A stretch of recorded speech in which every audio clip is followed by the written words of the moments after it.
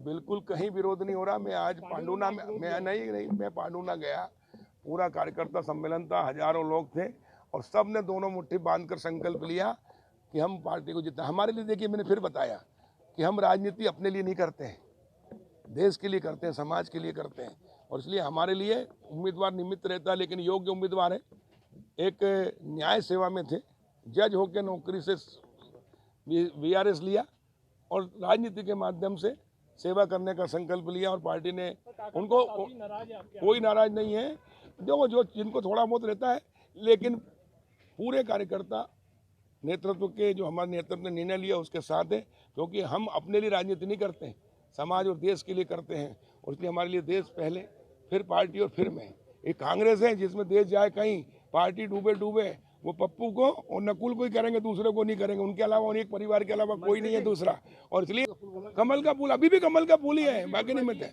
देखिए, हम कोई गुटबाजी नहीं है।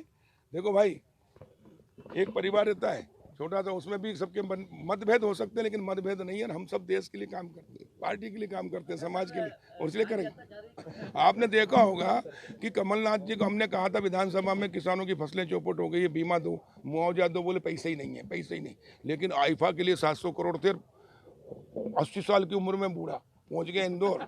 और सुष्मिता, मैं बता रहा हूँ हकीकत, सुष्मिता जैकलीन और वो कौन, सलमान खान, और उसके कमर में हाथ डाल के फोटो खींचे और घूर के ऐसा देख रहा तो खाई जाएगा।